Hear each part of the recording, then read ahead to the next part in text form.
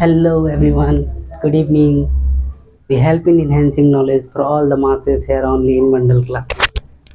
So, in previous video, we have discussed a lot about electric charges. तो आज हम लोग कुछ इलेक्ट्रिक चार्जेस से रिलेटेड कुछ न्यूमेरिकल्स करते हैं. First, is it sorry is it possible to have a charge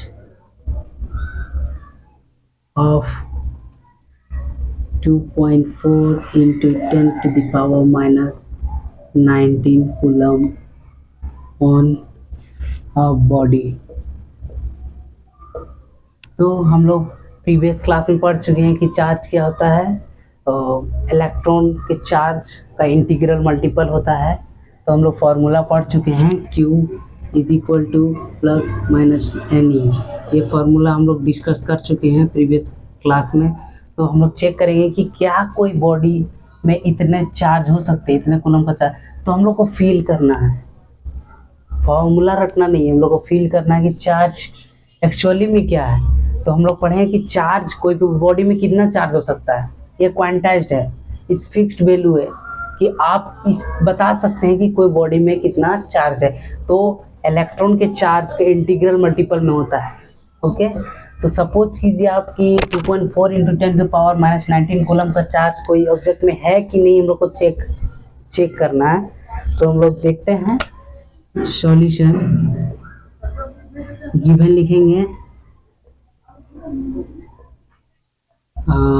given दिया हुआ है Q is equal to 2.4 into 10 to the power minus 19 coulomb. इतना दिया हुआ है. तो हम लोग फॉर्मूला लगाते हैं Q is equal to plus minus हम लोग दिखाने के लिए लगाते हैं कि नेगेटिव में भी हो सकता है, पॉजिटिव में भी, क्योंकि हम लोग पढ़ चुके हैं integer is the collection of all negative and positive numbers. So Q is equal to any.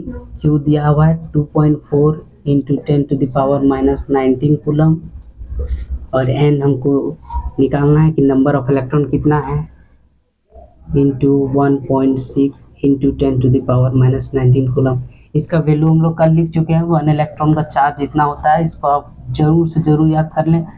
Basic numerical में भी इसका यूज होता है. ठीक है, तो बेसिक सा मैथ है, इसको इधर डिवीजन में भेज दिए. 2.4 into 10 to the power minus 19 coulomb, 1.6 into 10 to the power minus 19 coulomb. Coulomb से कूलम कट गया, 10 टू द पावर 19. और इसको काट देते हैं 6 4 3 2. तो क्या है, n is equal to 3/2. n is equal to 3/2. तो आपको डिसाइड करना है कि क्या ये इंटीजर है. ये इंटीजर है, ये इंटीजर है. अब डेफिनेशन सुने. Integer is the collection of all positive and negative numbers. It's not about fractional values. Okay, so n is equal to 3/2 means इतना चार्ज कोई भी बॉडी में होना पॉसिबल नहीं है अकॉर्डिंग टू दिस थ्योरी. इसके हिसाब से इतना चार्ज कोई बॉडी में नहीं हो सकता है. तो देख ले, n का वैल्यू 3/2 आया है जो कि इंटीजर नहीं है. तो हम लोग बोल सकते हैं कि इतना चार्ज नहीं है. तो हम लोग लिख सकते हैं hence this is not possible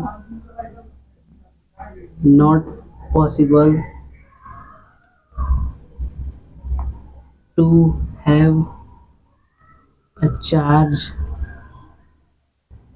of 2.4 into 10 to the power minus 19 coulomb on body. Okay, तो इस हम लोग देख सकते हैं कि ये पॉसिबल नहीं है.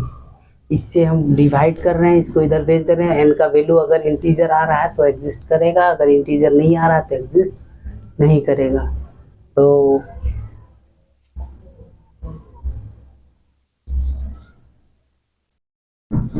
आगे देखते हैं क्या होता है.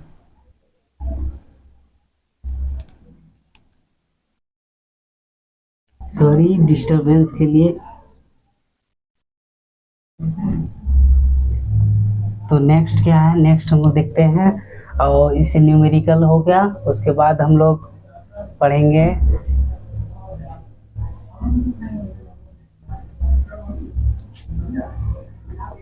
क्लासिफिकेशन। क्लासिफिकेशन से पहले हम लोग एक टॉपिक कर लेते हैं चार्ज से रिलेटेड, जो बेसिकली 10th में नहीं है, लेकिन मैंने आपको कहा है कि हम अपने चैनल पर बच्चों को थोड़ा आगे लेवल तक पढ़ाते हैं ताकि वो कंपटीशन का तैयारी कर सके, कंपटीशन में अच्छे मार्क्स ला सकते हैं। आप ओलंपियाड का एग्ज़ाम दें या कोई इंस्टीट्यूट का एग्ज़ाम दें, उसमें आपको हेल्प करेगा। तो बेसिकली ये चार्जेस के बीच में लगने वाला फोर्स है Coulomb's law. Coulomb's law, coulomb एक बहुत बड़े साइंटिस्ट थे जिन्होंने ये लॉ दिया था चार्जेस के बारे में स्टडी करके। तो पहले इसके बारे में हम लोग समझते हैं। सपोज कीजिए एक चार्ज है, ओके, और ए एक चार्ज है। दो चार्ज है हमारे पास, दो चार्जेस के बीच का डिस्टेंस सपोज कीजिए आप आर है, ओके। अब मान लीजिए ये क्यू है चार्ज, ये क्यू है, डिफरेंट डिफरेंट चार्जेस है, दोनों के बीच का डिस्टेंस आर है। तो ये दोनों हम लोग पढ़ चुके हैं कि दो चार्जेस, दो ऑब्जेक्ट में अगर चार्ज है तो या तो अट्रैक्ट करेंगे या तो रिपेल करेंगे। न्यूट्रल बॉडी की बात नहीं कर रहा। आप सोच रहे होंगे दो मार्कर है, दोनों एक दूसरे को अट्रैक्ट क्यों नहीं कर रहा है, तो ये न्यूट्रल बॉडी है। अगर इसमें चार्ज होता और इसमें भी चार्ज होता तो या तो ये अट्रैक्ट करते या तो रिपेल करते, ओके। तो हम लोग यहाँ देख रहे हैं चार्ज बॉडी है, भी चार्ज बॉडी है, तो इसका चार्ज क्यू है, इसका चार्ज क्यू है, और इन दोनों के बीच का डिस्टेंस आर है। तो ये दोनों में फोर्स कितना लगेगा, हम लोग तो पढ़ चुके हैं चार्ज के प्रॉपर्टी में दोनों फोर्स लगेगा। तो कूलम्ब्स जो साइंटिस्ट थे उन्होंने बताया कि कितना फोर्स लगेगा, फोर्स का उसका मैग्नीट्यूड कितना होगा। तो बेसिकली इसका फोर्स जो होगा वो डायरेक्टली प्रोपोर्शनल होगा दोनों चार्जेस के मल्टीपल का, दोनों चार्जेस का मल्टीपल का, और दोनों के बीच के डिस्टेंस का स्क्वायर। बेसिकली आप 9 में पढ़े होंगे कि ग्रेविटेशनल के बारे में। ग्रेविटेशन में ये सब फॉर्मूला आपको दिखा होगा, जब फोर्स इक्वल टू mm/r² होता था दो मास के बीच में, वहाँ पर दो मासेस के बीच में फोर्स लग रहा था। दो मासेस थे, दोनों के बीच का डिस्टेंस r हुआ करता था, और दोनों में लगता था F = Gmm/r²। एक बड़ा m होता था, सपोज कर लीजिए r²। तो ये हम लोगों ने पढ़ा था मास के बीच में। अब ये हम लोग पढ़ रहे हैं चार्ज के बीच में। दोनों सेम है, बस दोनों में कांस्टेंट अलग अलग यूज हुआ है। इसमें g यूज हुआ है, इसमें कोई फिक्स्ड कांस्टेंट नहीं है, कोई बुक में k रहता है, कोई बुक में c रहता है। तो दोनों एक ही है। कूलम्ब जो साइंटिस्ट थे इसी थ्योरी पर वर्क कर रहे थे, इसी थ्योरी के कंसेप्ट को समझकर उन्होंने चार्ज के बेस पर एक थ्योरी दिया जिसका नाम कूलम्ब्स लॉ था।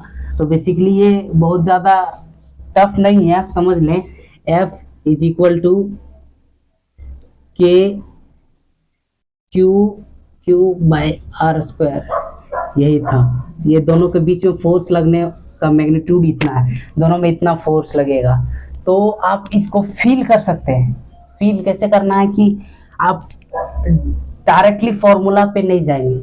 आप एक बात याद रखें, फिजिक्स का एक रूल है कि आप कैसे समझें तो उसको रिलेट करेंगे डेली लाइफ से। जैसे हम बोलेंगे दो वो चार्ज रख रहे हैं, दोनों चार्ज एक टेबल में रख लेते हैं, दोनों का बीच का फोर्स देखते हैं। अब सपोज कीजिए हम बोल दिए आपको कि दोनों का डिस्टेंस को आधा कर दीजिए, दोनों का डिस्टेंस को आधा कर दीजिए, ठीक है।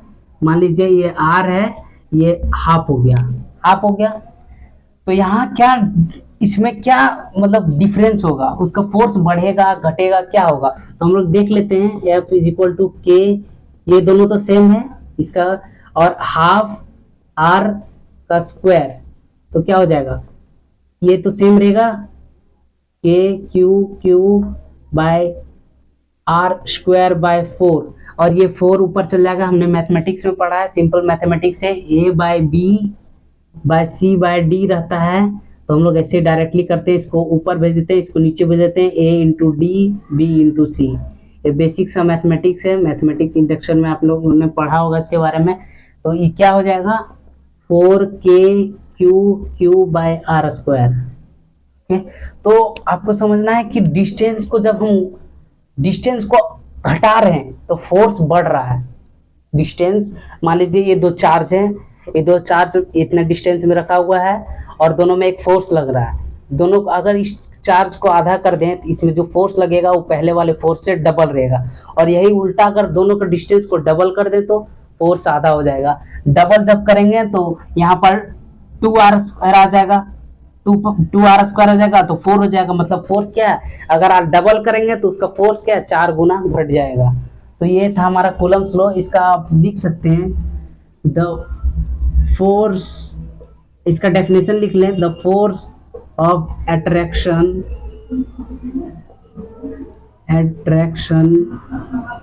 और repulsion between two charges is directly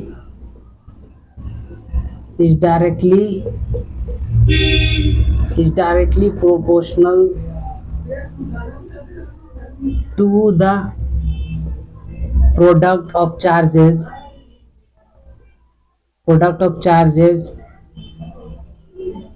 and inversely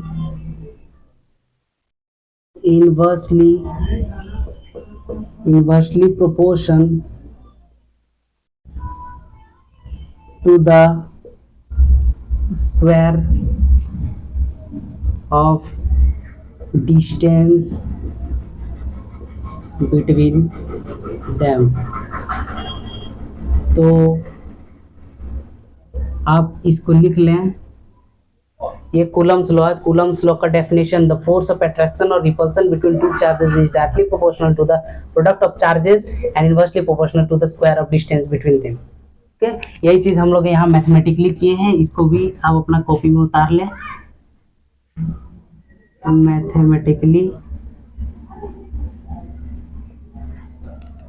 mathematically इसको उतारने का जरूरत नहीं है, आप यहाँ से उतार लें इस तरह। बेसिकली आप पहले यहाँ से उतारेंगे, F is directly proportional to Q, F is inversely proportional to R², और इसको इक्वेशन 1 मान लेंगे, इक्वेशन 2। दोनों इक्वेशन को कॉलिब्रेट करते हैं तो ये बना, और इससे एक कांस्टेंट आया जिसका नाम है K is equal to Coulomb's constant,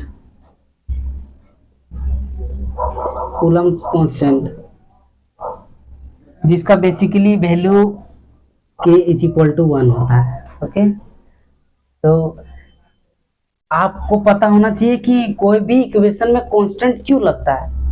जब मैं 9th में स्टडी कर रहा था उस टाइम मेरा मन में हमेशा सवाल आता था कि कांस्टेंट क्यों यूज करते हैं हम लोग, कांस्टेंट को यूज करने का क्या मतलब है। तो मैं आपको बता देता हूँ कि कांस्टेंट क्यों यूज किया जाता है। सपोज कीजिए आप कोई चीज पर स्टडी कर रहे हैं, ठीक है, आपने 8th क्लास में पढ़ा होगा कि कोई कैसे एक के रिस्पेक्ट में दूसरा बढ़ता है, मैथ्स में पढ़ा होगा आपने। तो आप ध्यान दें, सपोज कीजिए आप कोई थ्योरी पे वर्क कर रहे हैं और आपको पता चलता है कि जब कोई एक यूनिट, मान लीजिए एक यूनिट जो है, एक यूनिट के बराबर है यहाँ 4 यूनिट, तो सपोज कीजिए आप 2 यूनिट बढ़ा रहे हैं तो इसका 8 यूनिट हो जा रहा है, बेसिकली हो जा रहा है।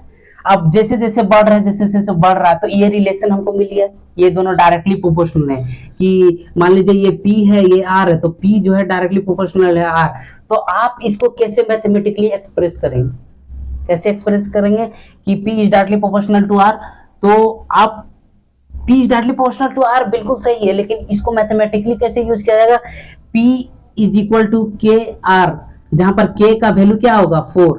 आप इसको बढ़ाते जाइए, इसके इक्वल आएगा। तो कांस्टेंट का बेसिकली मतलब होता है कोई एक फिक्स्ड नंबर है जिसको मल्टीपल करने पर दोनों का या तो इनवर्सली है तो ये जितना बढ़ेगा उतना घटेगा, और डायरेक्टली प्रोपोर्शनल है तो एक बढ़ रहा है तो दोनों बढ़ेगा। तो बेसिकली कांस्टेंट का मतलब यही होता है, समझ ले कांस्टेंट क्या होता है, कांस्टेंट का यूज क्या है होता है, ठीक है। तो ये कूलम्ब्स लॉ था, इससे बेस्ट आपको क्वेश्चन आप प्रैक्टिस कर सकते हैं घर में, लेकिन ये आपके 10th के सिलेबस में नहीं है, तो मैं लिख देता हूँ आउट ऑफ सिलेबस, ठीक है। लेकिन आपको पढ़ना है क्योंकि 12th में ये आपको पढ़ना है, बहुत बेहतरीन ढंग से वहाँ पर बताया गया है और भी न्यूमेरिकल्स किया गया है। तो हम लोग बस इसके बारे में जान लिए, बस अब ध्यान रखें इसके बारे में। ठीक है, ठीक है। अब आगे हम लोग बढ़ते हैं। अब हम लोग क्लासिफिकेशन करेंगे कि चार्जेस को मूव करने पर सब्सटेंस को कितने भागों में बांटा गया है, कितने में डिवाइड किया गया है। On the basis of charges, substances are divided basically in two parts, that is conductor और insulator। ठीक है, तो हम लोग कंडक्टर और इंसुलेटर के बारे में पढ़ेंगे।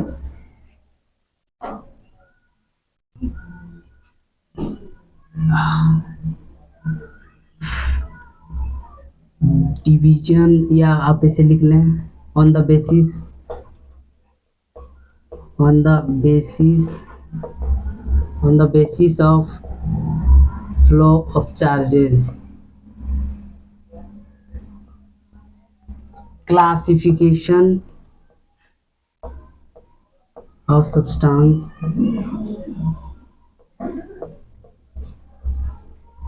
classification of substance on the basis of flow of charges। थोड़ा राइटिंग का इश्यू होगा तो आप हैंडल कर लें। Classification of substance on the basis of charges, flow of charges. तो पहला आता है conductor.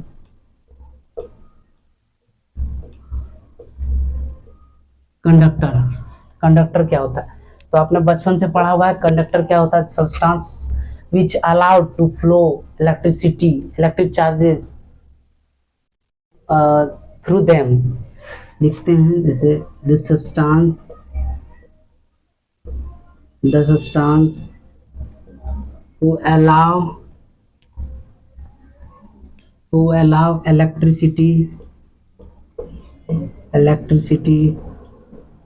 to pass through them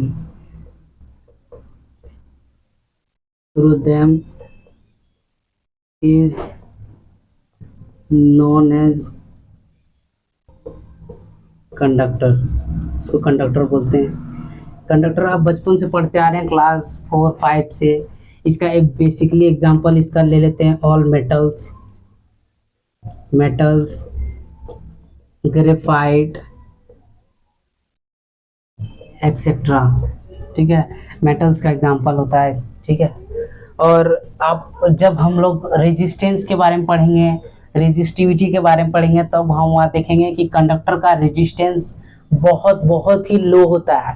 resistance लो होने के कारण ही कोई सब्सटेंस में इलेक्ट्रिसिटी इजीली मूव कर सकता है। ओके, तो next insulator.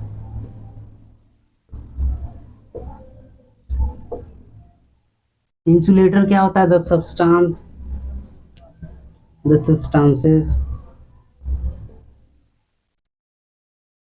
substances who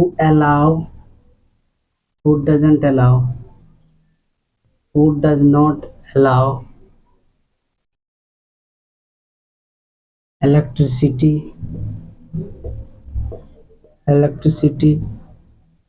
to pass through them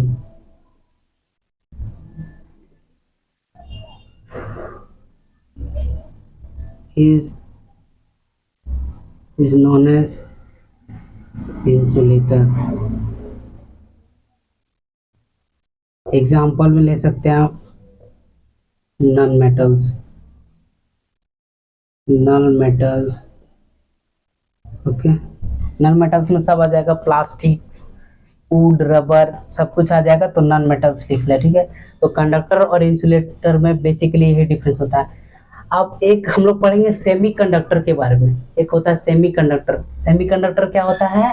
जो कि इलेक्ट्रिसिटी को कंडक्ट करता है लेकिन हीट देने पर, जिसमें हीट देंगे, थोड़ा सा हीट करेंगे तो सेमी कंडक्टर जो है एज ए कंडक्टर वर्क करेगा, अदरवाइज वो इंसुलेटर की तरह वर्क करेगा।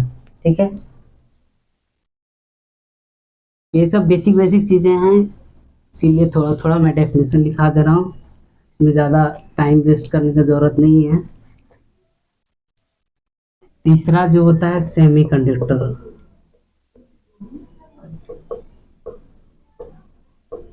सेमी कंडक्टर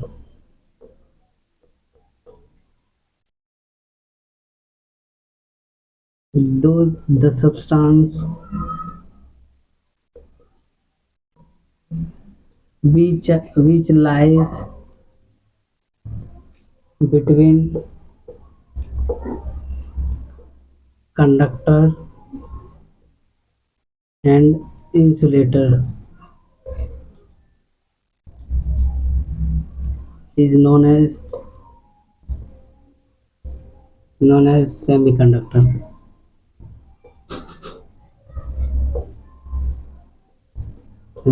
एग्जाम्पल्स में आता है जर्मेनियम, सिलिकॉन एक्सेट्रा। ये सब का बेसिकली यूज होता है लैपटॉप वगैरह बनाने में। ये सब बहुत यूज़फुल है। जैसे हम लोग लैपटॉप यूज़ करते हैं तो उसमें आज अभी का जनरेशन में लैपटॉप में पीछे एयर निकलने का होल्स दिया हुआ रहता है कूल करने के लिए, क्योंकि उसमें जो सेमीकंडक्टर लगा हुआ रहता है वो वर्क करता है हीट करने पर। It basically work upon heating.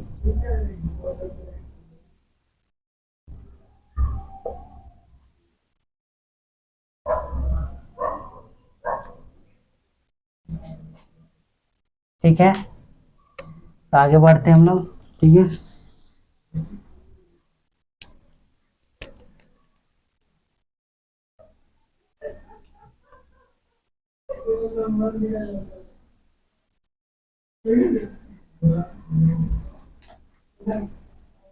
इसके बाद हम लोग पढ़ेंगे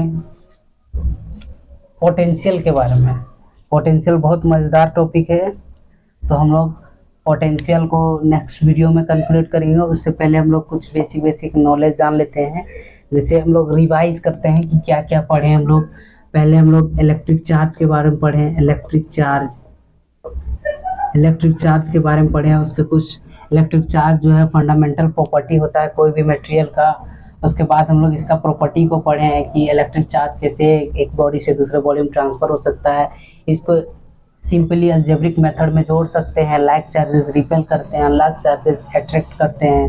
उसके बाद हम लोग पढ़े हैं कि इलेक्ट्रिक चार्जेस का प्रॉपर्टी होता है कि वो कंजर्व किया जा सकता है, वो ना डिस्ट्रॉय किया जा सकता है ना ही क्रिएट किया जा सकता है।